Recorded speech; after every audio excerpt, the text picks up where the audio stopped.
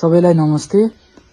Social मिडियामा टिकटकमा viral भइरहेको मैले म मार्फत एकजना विदेशीलाई मिसवेब भएको देखिएको भिडियोको बारे माफी माग्नको लागि एपोलोजीको लागि म यहाँ उपस्थित भएको छु। त्यतिखेर भएको घटनाबारे थोरै बताउँदा त्यो 1 वर्षभन्दा अगाडि हाम्रो पिकनिकमा उक्त टुरिस्ट आइपुगेका थिए। उनीले खाना खाने क्रममा जोक्सको रूपमा खानाको कुरा उठेको थियो त्यहाँ, जुन मजाक हो जोक्स हो भनेर मैले भिडियोमा पनि पटक पटक भनिरहेको छु।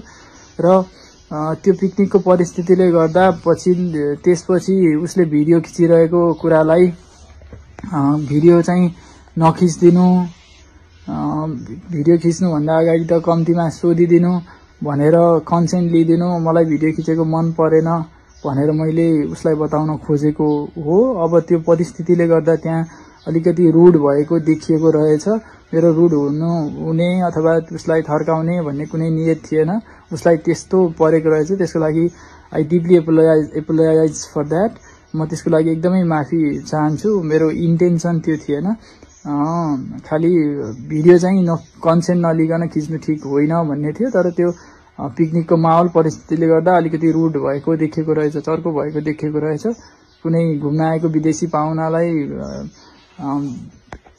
बुलिङ गर्ने अथवा होच्याउने, हेप्ने भन्ने मेरो उद्देश्य नरहेको र त्यस्तो पर्न गएकोमा म एकदमै माफी चाहन्छु। धन्यवाद।